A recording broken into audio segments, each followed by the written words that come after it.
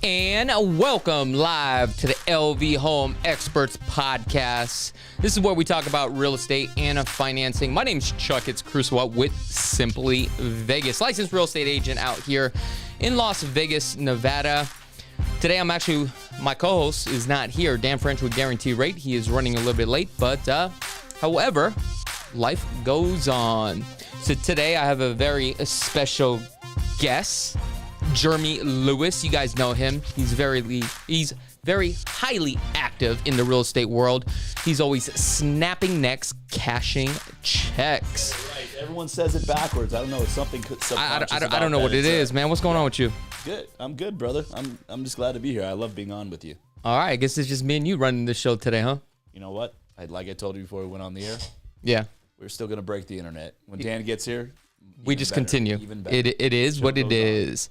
Yeah. So today we're gonna talk about 3-2-1 buy down, 2-1 buy downs, all these buy downs, and how to actually get 5% interest rate in today's market. I just recently had a client. They did a jumbo loan, right? Yeah. And the jumbo loan, they got it at 5%, dude. Believe it or not. Oh, here he is, the man, the myth, the legend. He's just jumping in real quick. Look at him. Slide on in. Well, what are you just sitting there? Come on, man. Let's get the ball rolling. But we're good. Let me do this. I'm gonna go ahead and adjust the camera real quick because I don't know what happened to Dan's camera. He's out of focus right now. But you guys can continue talking and do what you guys do here. All right. Yeah. So what are you a realtor? Yeah. Who do you work for? Been with Rothwell Gornt companies. 19 years almost. Oh, nice. Yeah. Cool, man. Yeah. You guys, man, you got a lot of gifts here today, Chakits. Yes, we do have a lot of gifts, and we're gonna talk about this. So here's the thing. Talking about gifts, if you are a real estate agent, out here. You have to be a real estate agent out here. This is just a quick plug. This is actually a gift basket. I don't know if you guys see this or not. So if you're a real estate agent, this is really a good closing gift from Gift Lux. My man D is the owner of the company, small company out here. You know, he's growing very fast. So we actually have 5 of these gifts, right? And we're going to give away 5 gifts to real estate agents out here in Las Vegas, Nevada. So here's the thing. If you want to learn how to get this, wait till the end of the show. I'm going to tell you. We're going to give these away. We only have 5, okay? What do you guys think about that? I love it. See, we're always marketing. You know, that's what we do as a real estate agent. I think that's a good thing. People that, you know, like, oh, no, not everything's about business. Well, it fucking should be. Yeah. So, Dan, you don't remember Jeremy. He was on our show last time. Was he? Yeah. It's early February. It's okay. Well, he's dressed a little bit different. He normally get a wears a different suit and haircut? tie. No, it's a suit and tie, I bro. was in a suit. Maybe that's what it was. Yes. It threw me off. So today we're going to talk about how a buyer out there, you know, how they can actually get, you know, 5%, right? With the 2-1 buy down, 3-2-1 buy down, whatever it is, right? There's a lot of options. Yes. And I think that's where the problem lies here. A lot of people thinking the interest rates are at 7%, but the question is, how do I get the 2-1 buy down? How do I get down to the 5%? But I'm going to break everything down. But before we get into it, anything going on around Las Vegas you guys want to share? Anything that you guys are aware of? I mean, Halloween was just here, right? Did you guys do anything for Halloween? Oh, I mean, that's good. I didn't do nothing. Everyone in Vegas celebrates Halloween for a fucking month. Nobody I know here that actually lives in Vegas actually does anything for Halloween. It's like nobody goes anywhere. My neighborhood, I think there was probably only like 3 houses that gave away like treats, and I was one of them. But I literally had to flag down one of the kids. Oh, yeah. I was like, yo, we give out candy. Yeah. I mean, I spent like $45 in candy. I don't even eat the candy, so I got to give it He away. was running away from I meant you? it's not No. trick-or-treating. They were like down the road. I literally had to flag them down. Trick-or-treating. I mean, the adults, they have like 14 parties. Yeah. You know, spread over like 2.5 weeks. It's crazy. What age did you guys stop trick-or-treating? I mean, I think it was acceptable, like, what, 12, 13? I was 13. 14? You think that's pushing it at 14? Well, I mean, I'm still getting candy at 14. I mean, it's free candy. I thought you were going to say I still go out doing that still. Well, yeah, I mean, no. Either you're 13, bite you now. turn 14 at whatever point in 8th grade. That's a year before you get into high school. If you're trick-or-treating after that, I don't know. I think there's a problem. I think we have a problem. You know, because it was brought up to me, like, you know, because like my son, he's 12, and he's starting to get to a point where I don't know if it's really like big to him. Like he still likes it, but it's not like he's not really big on getting the candy anymore. It's like he's good. I remember, like you said, I was 13. I was in 8th grade. I remember rollerblading around all the neighborhoods and getting candy. And then after that, that was just like high school came the next year. I wasn't so interested anymore. Hey, could you talk a little bit closer to the mic? Every time you turn, it kind of goes silent. There you go. I appreciate it. Now, you guys know the Feds came out today, raised rates by 75 basis points again. Today, which is I didn't know that. I don't know. A lot of people have been waiting to see what's going on. Is this actually going to affect the Las Vegas housing market? What are you guys' thoughts on that? I think it's already has. I think we've already been in a recession for housing. I mean, it wasn't. I don't think it was a surprise. I mean, well, does it make the situation worse? That's what I'm saying. I don't think it could get much worse because even the people that were buying or were going to try to buy, they weren't buying anyways. All it's doing is pushing rates higher. That's just going to push their cause even a little bit further. I think it was already in a dire need, right, of getting lower rates. We don't have it, so it's just going to we're going to see the same thing now that we see in 2023. And you know what's crazy is we're heading into the winter months. And typically when it comes to real estate, these are like the slower months, right? It is. It's always slow. Yeah, it's like the holidays. So it kind of like compiles on top of each other. I mean, we got Thanksgiving, right? Then we got. But it's a different feel.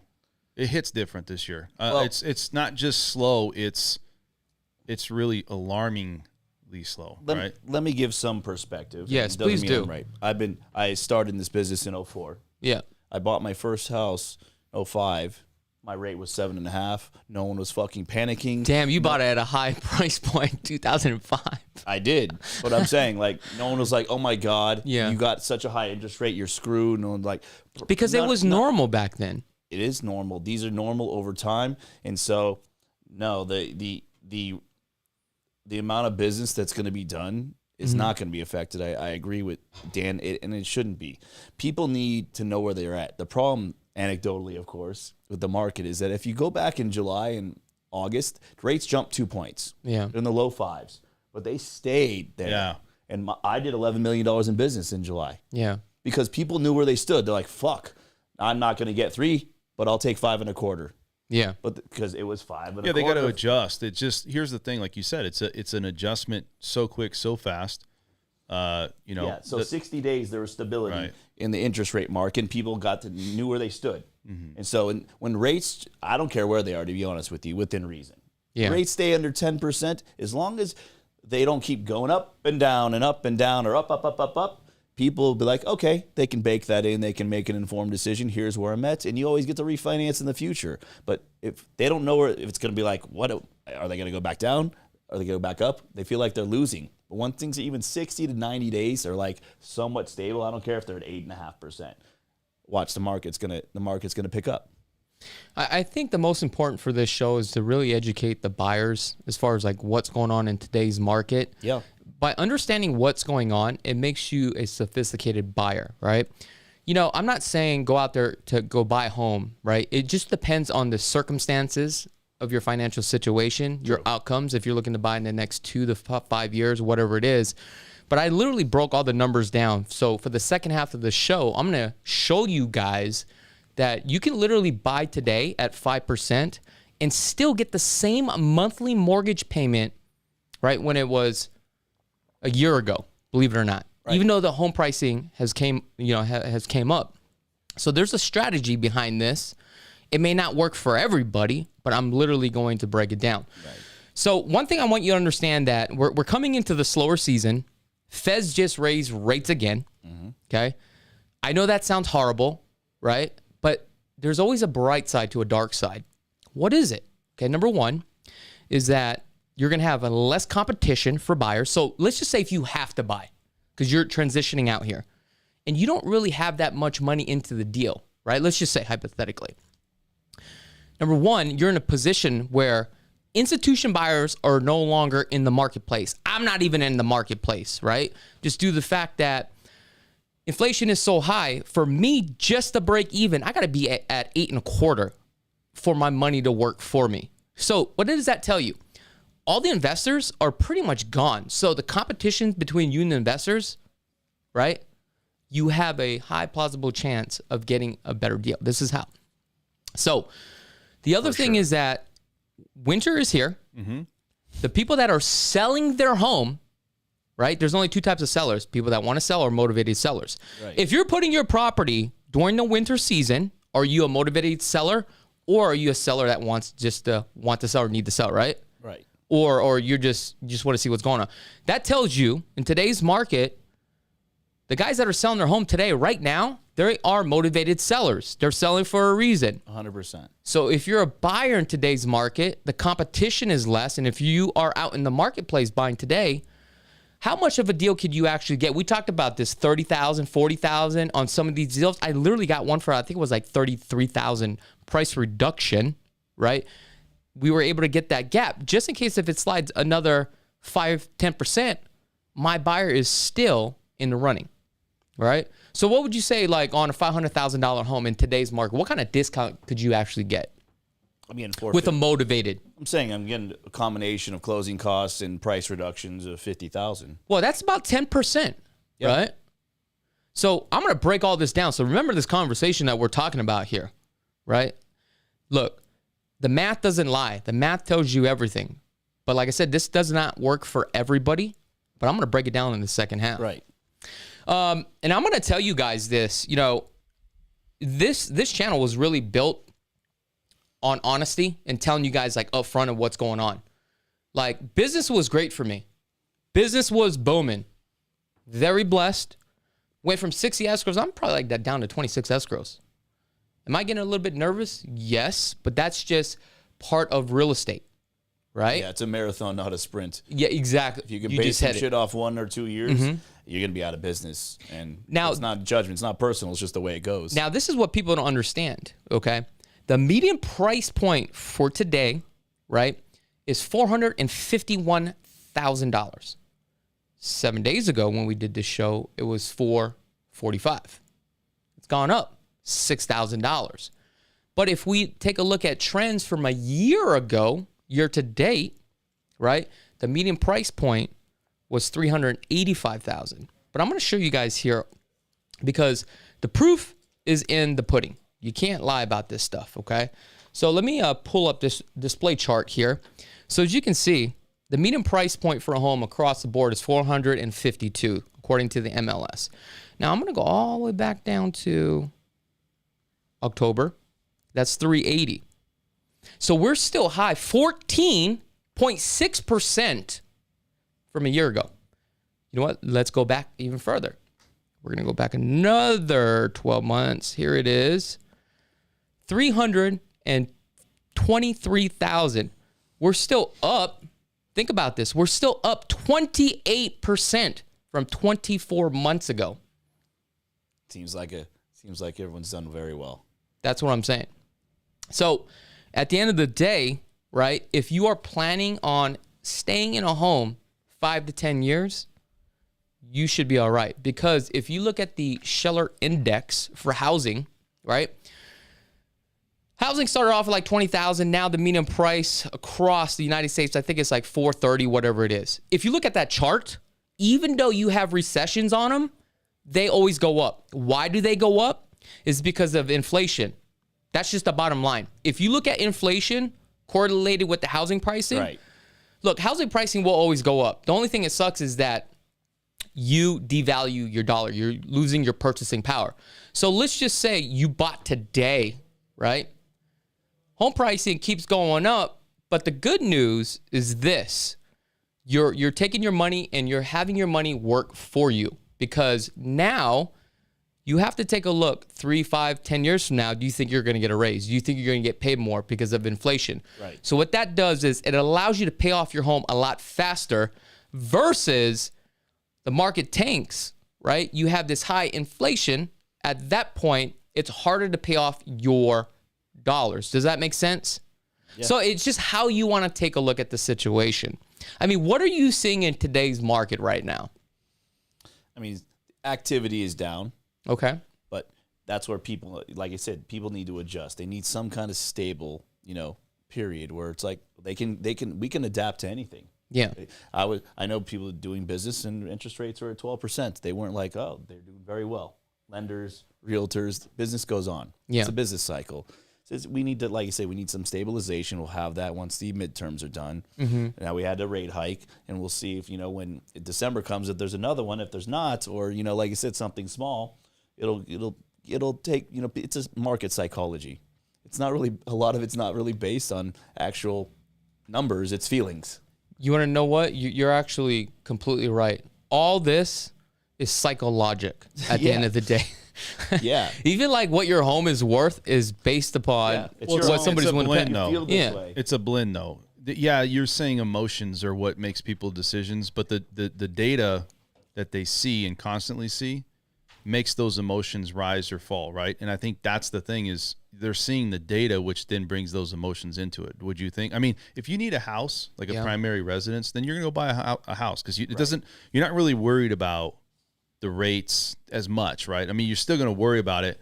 It's more about you just need a place for shelter. But I agree. I think it's the data first, and then however people perceive it, that's when the emotions come in. And that's going to dictate what they do. But you had a great point. It's how the data is perceived. It's being put out there in a bullshit, nonsensical fashion. It's being to scare people, or they just want to, be reactionary. Right. And that's the complete ass backwards wrong way to do it. Mm-hmm. You got to look at it in a math sense, in a logical sense. Yeah. It's not that but the data's not that bad. And I will also say this. I mean, the internet. Think about how many websites put on home affordability calculator, mortgage rate calculator, payment calculators. This stuff is at people's fingertips. They're armed. They're going to go and talk to you as a realtor, a lender, whoever it is. They're going to ask these questions now that maybe they didn't ask 10, 15 years ago. And you're going to be able to have to answer them, because that's how people are today. They're data sensitive. They want and they look and they do research. There's a lot of people out there looking before they even get into talking to a realtor, knowing those numbers. And I think that's the emotional part. It doesn't even get to a realtor because the emotions are taken out because they say, well, look at this data. Why would I buy in this market?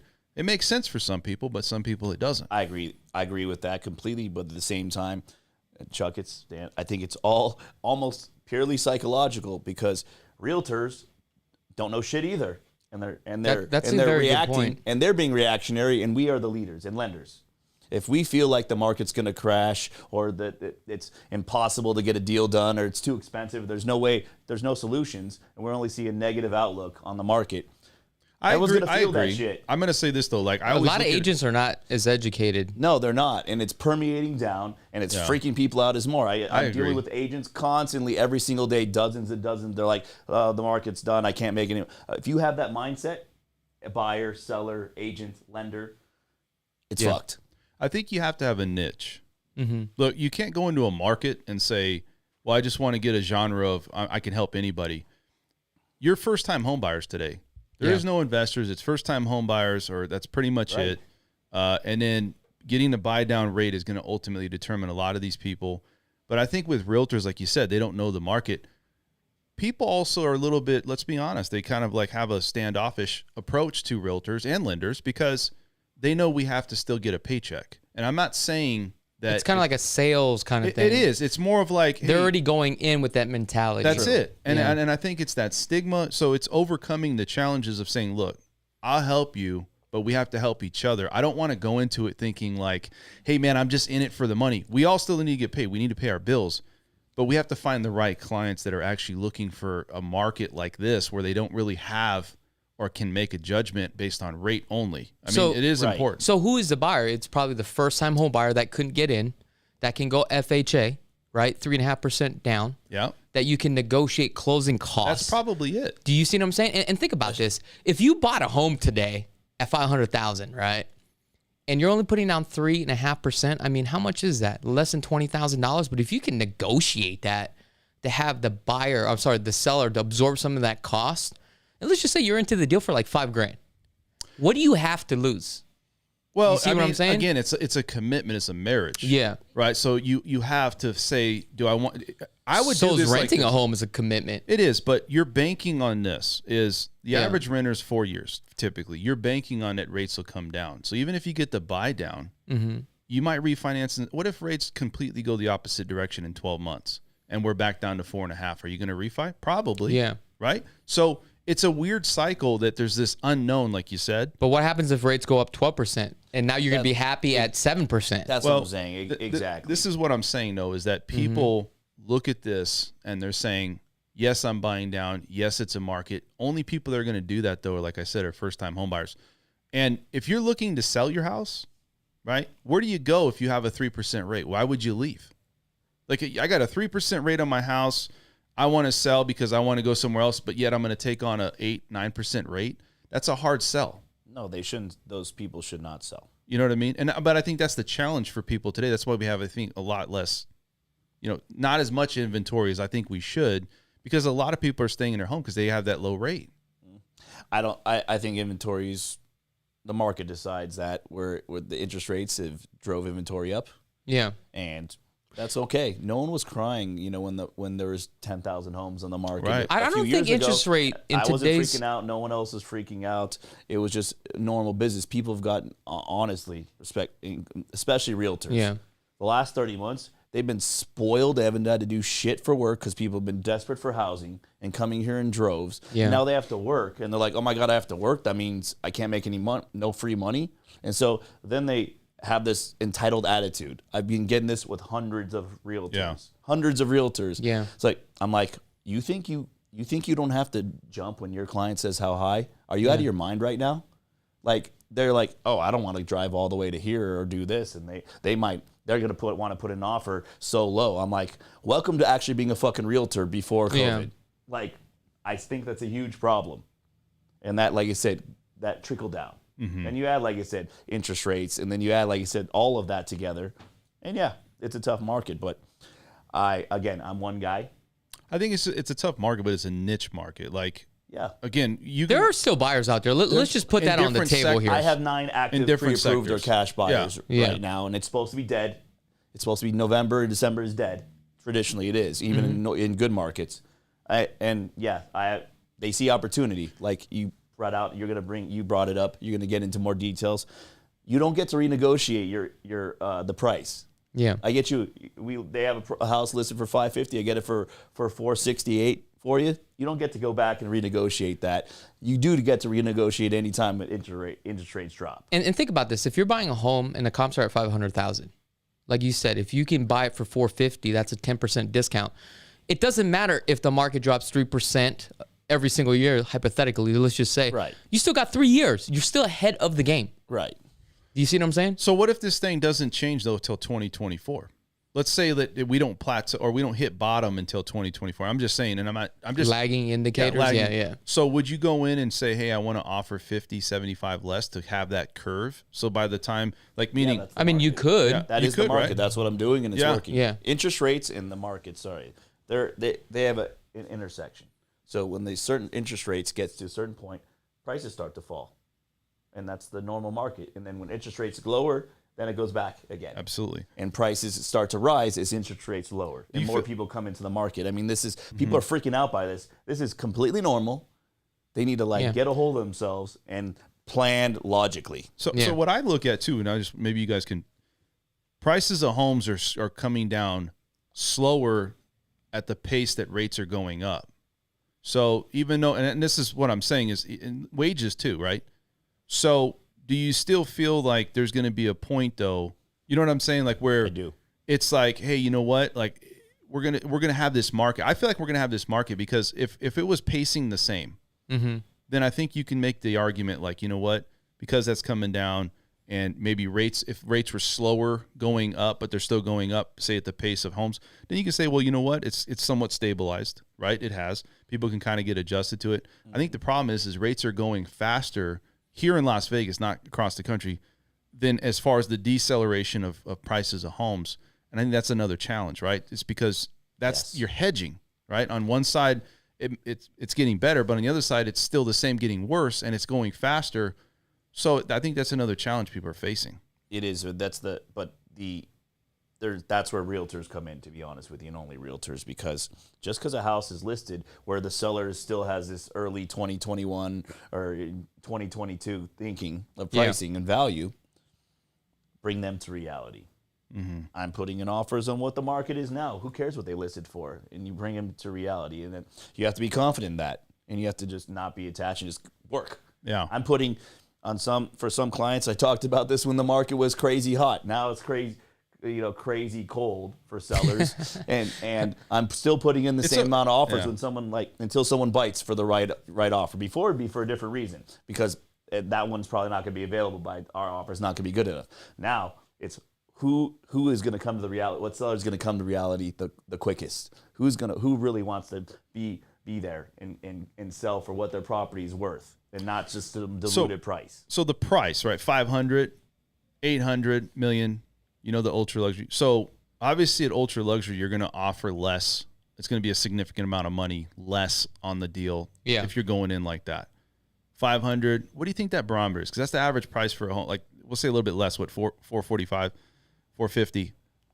Do you have a number where it's like, hey, I'm only going to at that price you can only probably go 25 or 50 low if it's sitting on the market and maybe get that type of deal. Well, you have to look at the property first and see how long it's been on the market. You got to call the agent if there's any offer. What's the motivation? You know what I mean?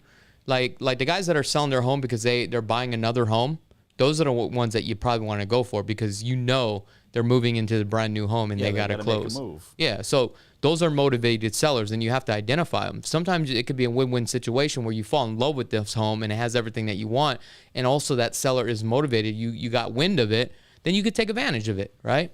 But then you may have some homes that are, I would like to say, unicorn property that you're getting fair market value for it because it's a unicorn property. Let's say if it's something like a strip view and it's only $500,000, I guarantee you're going to have like multiple offers on it, right?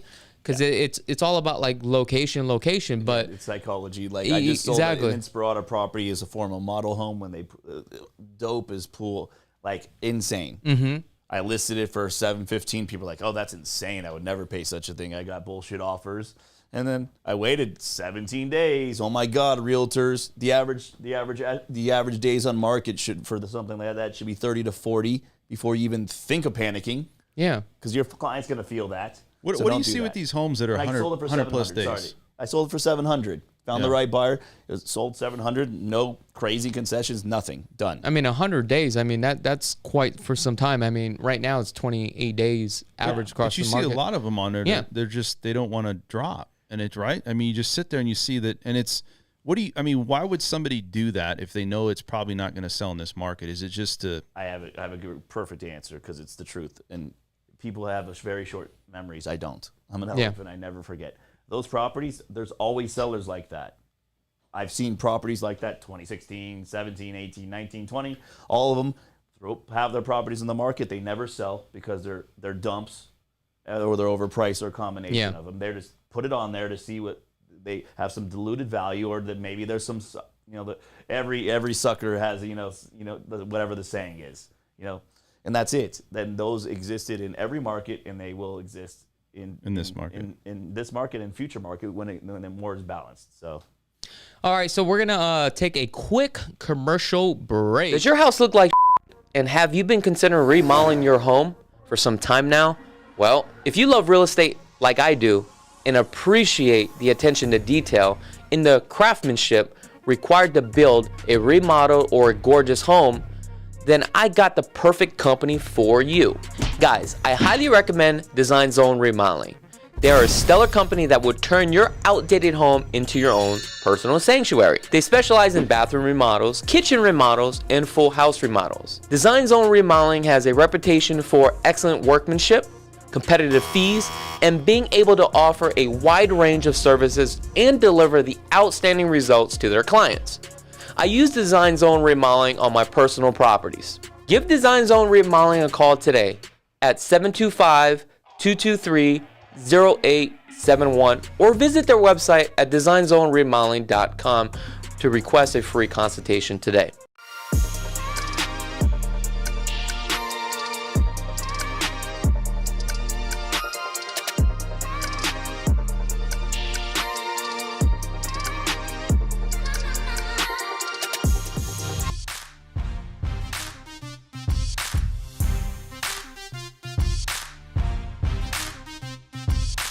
And welcome back to the LV Home Experts Podcast for the second half. This is where we talk about real estate and financing. My name is Chakits Krulsawat with Simply Vegas, licensed real estate agent out here in Las Vegas, Nevada.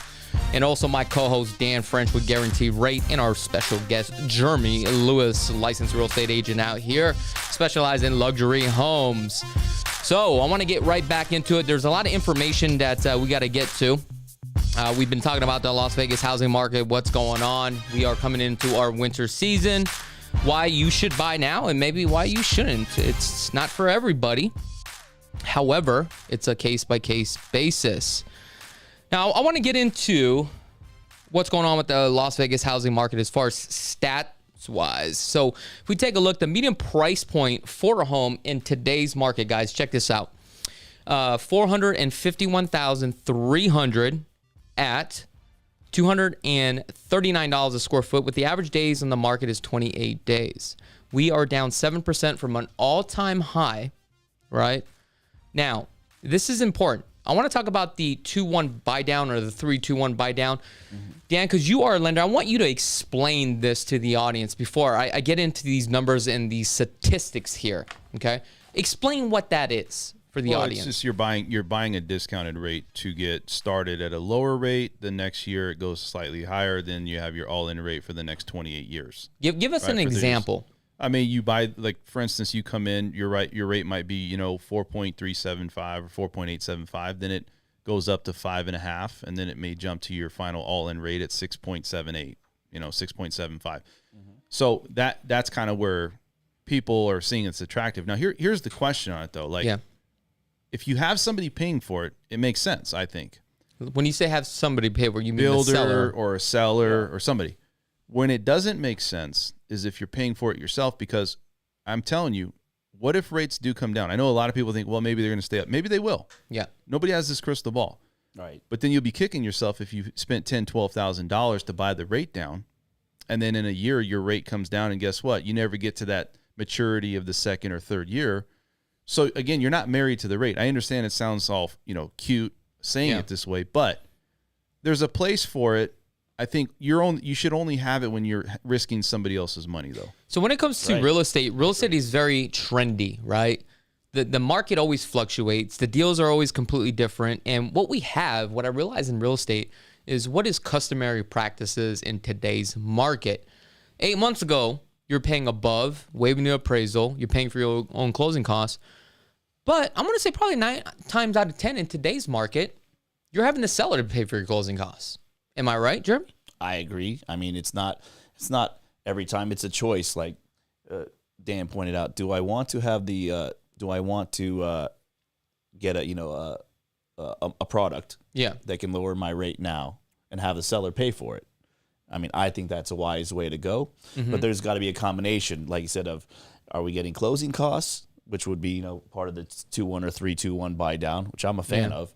Or do you want a price reduction or a combination of the two? Why not get them all? I mean, you can in today's market. You can with the right agent, the right strategy. You absolutely can, but you can't have everything. Even like you said, it's a very strong buyer's market now. The pendulum has swung, but no, you're not going to get. You want $60,000 off the purchase price? I got you. You want another $25,000 in closing costs? I don't got you. Yeah, you have to be reasonable. Maybe $30,000 off the price, $25,000 in closing costs. There's got to be a meeting of the minds, they say in real estate school. I can't remember that from 19 fucking years ago, but it's true.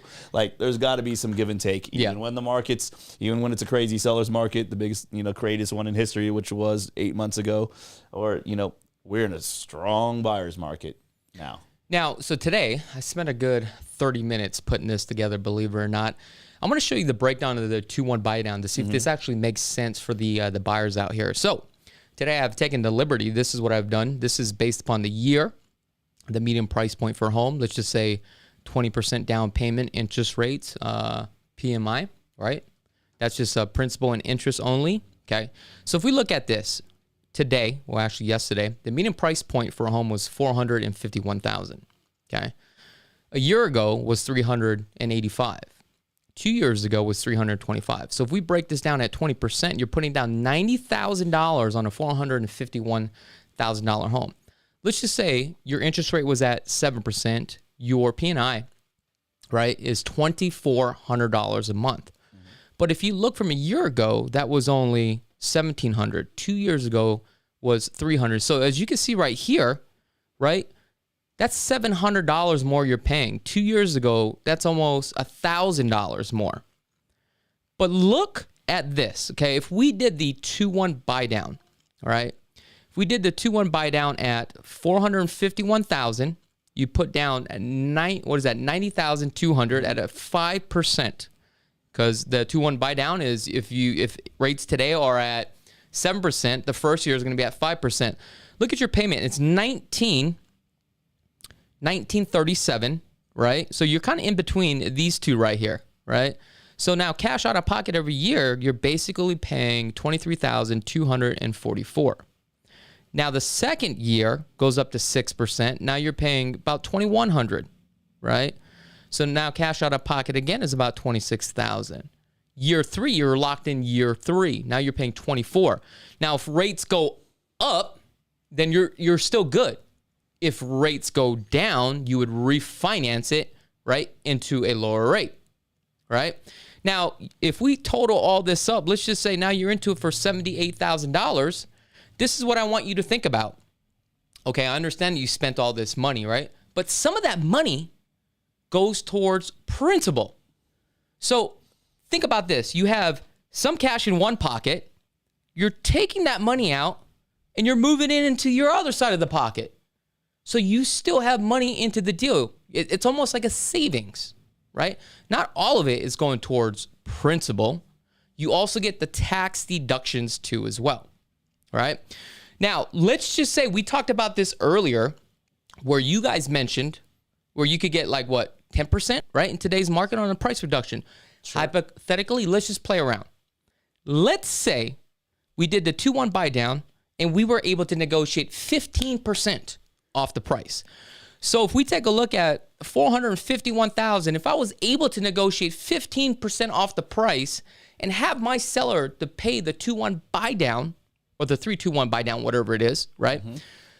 Right here, that means it is $67,650 of a price reduction. So now your purchasing power on here, your price is $383,350. Cash out of pocket now, look how much less it is. $76,000 at 5%. Look at your payment. Look at your payment. $1,646. That's pretty damn good. Year 2, right? It's $1,800. Year 3, worst case scenario, if rates do go up, you're on the upside. If it goes down, you refinance. Isn't this amazing if you can negotiate the deal? And that's all you have to do is get with the right agent. If you can negotiate the deal, at least 10 to 15%, you'll be all right. And have them pay for the 2-1 buy down. There are motivated sellers out there. But then you're thinking, maybe I should just rent a home.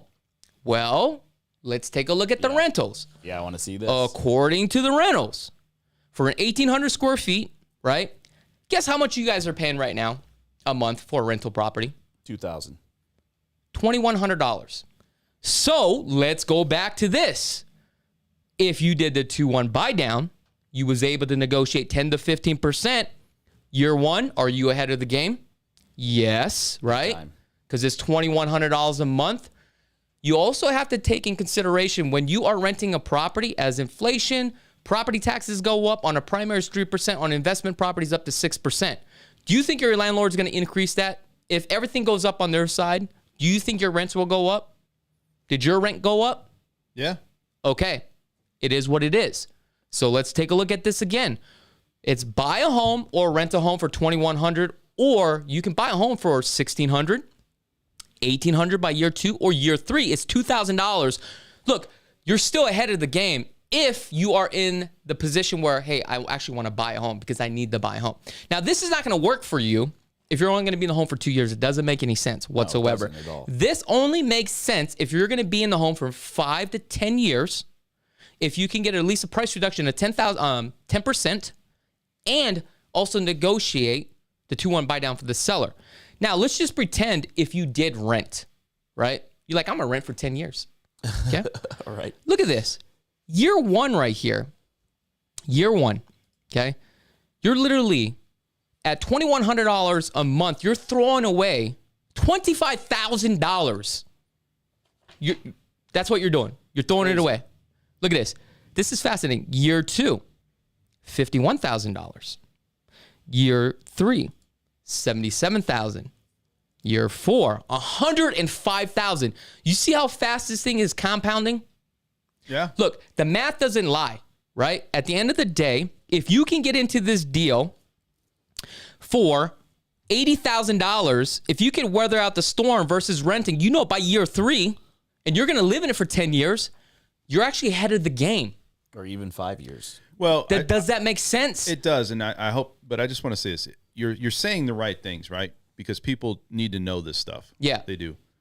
But I don't think people are looking at it on a 10-year basis. I think they're looking at it on more of a short window. Then you shouldn't be buying a home. And that's the reason why we are educating our buyers today. Right. But I think that's where people are at today is maybe we haven't hit bottom, right? And I think that's what it is that they're thinking that maybe rates have time to go up still, but then the prices of homes are coming down. So I'm saying from my perspective, people, when they look at renting, they're not going to be life renters. I mean, the average person that rents a home, like I said, is 4 years. They're looking and judging this based on what do they think the market's going to do. I think a lot of people think the market's going to continue to come down. How many people want to buy a home? Everybody calls you, right, and says, I want to buy a home. What are they doing right now? Waiting on the sidelines. They are waiting on the sidelines. However, there are certain buyers. But you have to understand, you can wait for the price to come down. But if the price doesn't come down dramatically, interest rates are climbing so fast, it's actually going to be more for the home. Does that make sense? The price of the home has to drop significantly in order for it to make sense, even though that interest rates will increase fast. Does that make sense? Because rates, as they increase, right, your monthly payments go higher. The only way for that to drop, right, where it makes sense, is home pricing has to come down a lot quicker, because it's kind of like a scale, right? I agree. Now, if interest rates were kind of slowing down, like we didn't get this rate hike, and home pricing dramatically started to slow down and go down, then we're fine. But it's not going down fast enough for interest rates. Well, I think it comes down to stability. Yeah. Right? People have to get in a stable position where things kind of settle off, you were saying? Yeah. Right? And we're not there. The problem is it's a very unstable, unbalanced market right now. You know, you got a ton of properties. Like I said, you got prices of homes coming down, but rates still accelerating at an alarming rate.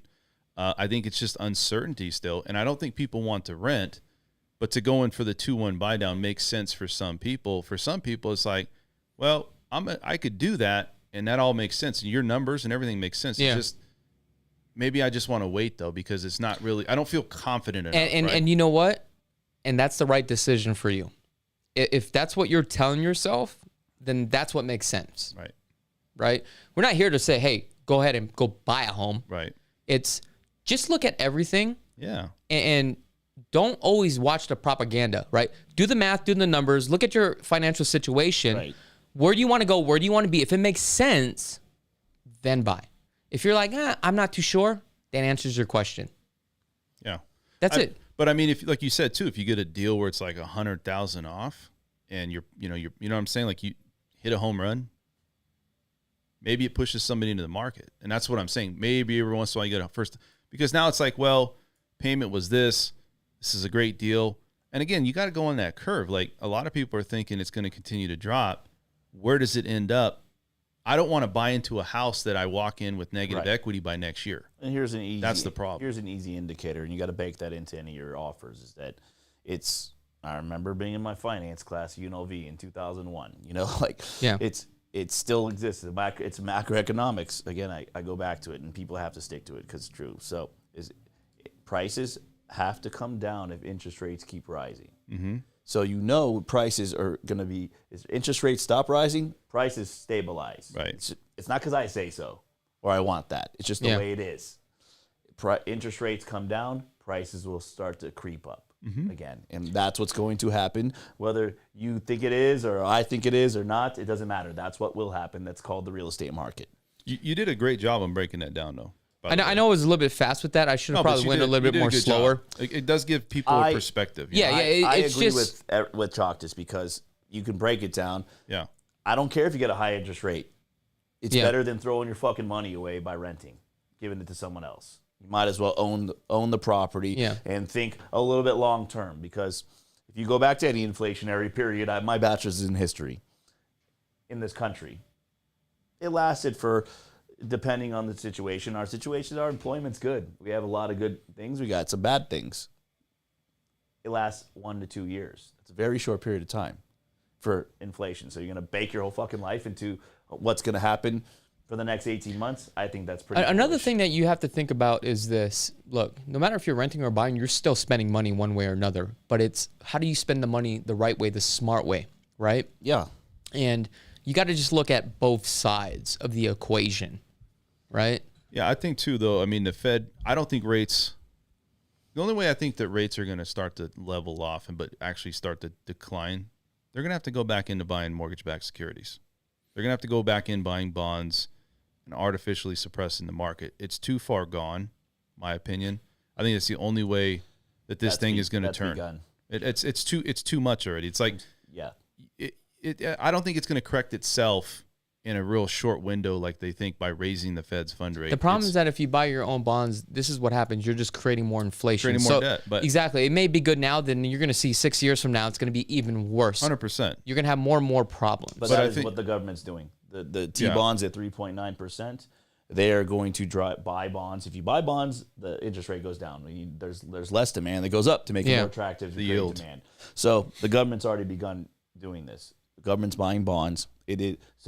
In order to get interest rates down, and that will happen. What the long-term result is could Could be a disaster. Could be great. I don't know. But that's already happening. So that's why, because of that, I'm like, it doesn't mean it's the answer, but I just think that was more of a. I felt that was more of a lever that they had, even though it was creating debt, unfortunately, to keeping and suppressing the economy.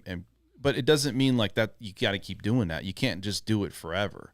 It's like you got to know when to turn it off. And I think that was the problem. They just kept doing it because we had COVID. We pumped too much money into the economy. Right. COVID, our economy was suffering. We had the crash of 2008. They did it then. They had been doing it for years. People didn't know how much they were doing it. And I think that's the problem. Respectfully, I was here. I was around for it. They did it way too slow in 08, and then they did it way too fast in 2020. Yep. They put way too much money in, gave us way too much money in 2020. Yep. And they get not enough. Where it was a bloody nightmare for 5.5 years. Yeah, they did it way too much. Now they have to correct it. They're pulling back.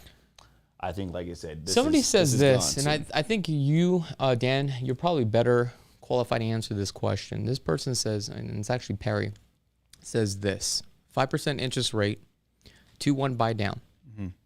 It does not help to lower your DTI, which is your debt to income ratio. Okay, it does not help from a affordability standpoint. Yeah, the lender's not going to approve you on that rate. They're going to approve you on the all-in rate, the final rate. Final rate. So that which makes sense, right? Because that's the worst case scenario. Is that what you can actually afford that? Right. I mean, you got to think as a lender, if you're lending somebody money, you're not going to give them a break. You're going to be like, okay, I'm going to go the most conservative approach, so I know I'm going to get repaid. Right. Right. That's really. I mean, a lender's making money. Yeah. They're going to go all in. So what this is doing, just like you said, a Band-Aid. Mm-hmm. This is somewhat of a Band-Aid to get people to help them get into a house. At the end of the day, can you really afford that rate, though, at 7%? That's really because if you're in the house, average person now, leaves the house 7 to 10 years, not 5 to 7. It's extending. Can you afford it? Or are you going to refi? If there's no option to refi and you're at 7, that's it. You're going to have to deal with it. And let's talk about affordability. I think as a society, we've gotten so used to like what you can get for your money versus let's flip it, right? How's about just buy what you can afford, right? Where you have enough to live and, spend money and stuff. Why do you have to get the home with the pool with the strip view? Does that make sense? Yeah. Well, because it seems like every buyer's always maxes themselves out. And that's where the housing affordability comes on, because they're so used to like what you could get for like, $500,000-$600,000. That's a very diverse question to say, though. And I'll say this why is because you got inflation, you got wages, you got prices of homes going up based on demand, supply and demand. That's really what it's about, right? And then you have all these things that's going on, but yet you have the person out there going, this is probably the biggest investment I'm going to make in my lifetime. Yeah. Do I want to go buy that starter home, which most people should do, that 2-bedroom, 3-bedroom home, and just kind of like, settle? Or do I say, well, what if rates keep going up? But what it's if the a starter home, like you up? said. I know, but what if prices and rates keep going up and there's a point where I can't afford that home? Because you got to think, people want, if you're buying something that's unique, it's unique, right? Or it's just the biggest investment. Why would you not want to buy what your top dollar will get? Like, I'm not going to be like, well, it's 30%. I don't want to be mortgage broke, so I'm going to go in and just my mortgage can be 30%, my whole ratio, right? I'm going to probably go 45, 50 because if I'm buying something that big, a lot of people, and that's just how Americans think too, is I'm going to go. That's my point. Yeah, I'm going to go buy something though that I'm happy with. Why go buy something when you're not happy with something? All I'm saying is, look, I agree. Do I want the 6,000 square feet modern home overlooking the strip view with a pool and a stripper pole? Yeah, I do, but it's got to have this private jet. Yeah, private jet, helicopter pad. But at the end of the day, dude, pad. I live in a house that's like only 1,600 square feet, 4 bedrooms. It's a small little house. I could see Chuck is like, if he had a house like that. You ever seen the DuckTales? The Scrooge, you know how like that cartoon. Yeah, is it a cartoon? Yeah, and he used to dive into his gold coins. Oh, Chuck would have a bunch of money in his room. Yeah, and he would come out of his pool and he would just dive in and he'd just be like yes, you know what I mean? He'd be like, I've arrived. Like visualize. And he'd come out with his robe. I mean, I can vision that. I'm not lie about him. It's pretty funny. Also, before we end the show here, just real quick, I just want to show you guys this again with, our sponsors here, Gift Luck. So we actually have 5 of these for 5 agents. So how do you actually get this? So what I want you guys to do is go to Instagram. You got to be a real estate agent out here, okay? You're going to go to Gift Luck's, right? IG. You're going to subscribe. You're also going to go to my IG account too as well and subscribe. And also Chakits 2.0 on YouTube and Chakits on YouTube. As soon as you subscribe to those 4, right? You're going to reach on out to York at chakits.ckg@gmail.com. And he's going to verify that you did those 4 things. And we only got 5 left for real estate agents. All right. So if you are the 5, we got you a nice gift. Awesome. So isn't that kind of cool? I love it. But before we end this show, Jeremy. Yeah. If somebody wants to get a hold of you, right, because you are one of the few agents out there that like the grind, hustle, hard working, like you go out there and you get it. I love it. Thank you. One of the phrases that I love and what you always say, snapping necks, cashing checks. You better patent that. I'm going to. I'm telling you. Right. We're walking tall. There you go. We're earning and learning, snapping necks and cashing checks. You got to do this shit. Like if you see it, if you always see his problems, which is what I used to see for now I'm 41. Yeah. For 35 years of my life, I'm like, oh, what I can't do. I really made a change in my life, and I was like, I need to change. This shit ain't working for me. What can I do? I was serious. I was like, this shit ain't working. If it was, I'd stick with it. I was like, I need to do the opposite. Mm-hmm. What I focused on, what could I do? Yeah. What are the possibilities? Mm-hmm. And the rest is history. I love representing buyers. I love it. It's passion. I want to get you a fucking crazy deal, and I'm crazy deal. I'm gonna get you. I'm gonna do it. I'm gonna do what everyone wants. Like I said, and it's a weird thing about me because I don't know why, but everyone wants this, the listings. Trust me, I have plenty, and I don't turn them down at all. Yeah. But no, I love being on the grind, on the hunt for a home buyer and getting them into the house they want and getting them a sick deal and really making a difference in their lives. And it comes back to me. It's really selfish. It comes back to me 10 times anyway. So if you want to get a hold of me, you can go to my Facebook, Jeremy Lewis. There's more than one Jeremy Lewis, so you'll see my picture. But the main way is to message me on Instagram, Jeremy Lewis, Vegas Realtor. Okay. Jeremy Lewis, Vegas Realtor. Or you can, my email's on there, my website's on there. That's the best way to get a hold of me. And yeah, I'd love the opportunity to, you got questions, I got answers. I've been up in this market, I've been down, I made millions, I went bankrupt, I've been everywhere in between. So I've been there, I've done that, and it had to happen that way in my opinion because it gave me the experience, and I had decided finally, like I said, to learn from these experiences, and it made my life better and it made other people's lives better. So well, I appreciate you coming on out here. And Dan, I know Dan has a radio show as well. Awesome. Let's talk about that a little bit, Dan. What days and times on YouTube? Tuesday at 6 and 10:30 on Saturday. All right, so, cool, man. Yeah. All right, so check out Dan. So again, guys, don't forget to subscribe to the LV Home Expert Podcast every Wednesday at 4 p.m. Pacific Standard Time. If you guys haven't had a chance to subscribe to the channel, go ahead and click that subscribe button. Also, do not forget to check us out on Instagram. Other than that, until next time, peace.